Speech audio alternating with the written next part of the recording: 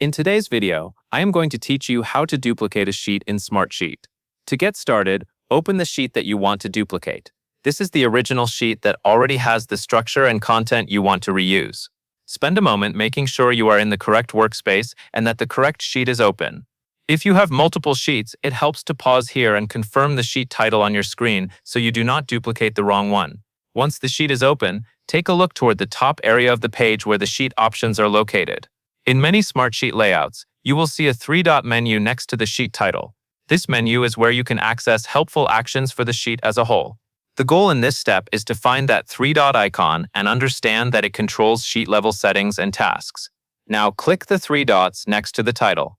When you do this, a small menu should appear. This menu gives you a variety of actions that can be performed on the sheet without manually recreating anything. You want to be careful during this part and select the correct option from the list. After the menu opens, look for the option labeled Duplicate. This is the action that creates a new copy of the current sheet. With the Duplicate option visible, click Duplicate. This tells Smartsheet to create a new sheet based on the original one. You may notice that the interface may take a moment as it prepares the copy. If you see a new sheet name field appear, that means the duplication process has progressed to the next step.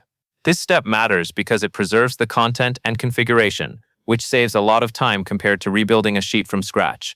Next, you will need to enter a name for the new sheet. When Smartsheet duplicates a sheet, it often uses a default naming pattern, but you should customize it so it is clear what the new copy is used for. Choose a name that makes sense for your workflow, such as adding a version number or indicating the purpose of the duplicate. For example, you might include a month, a project phase, or a new iteration label. The important part is that the name helps you quickly recognize the new sheet later. After you type the new sheet name, confirm that it looks correct. Make sure there are no spelling mistakes and that the naming convention matches the way you organize other sheets.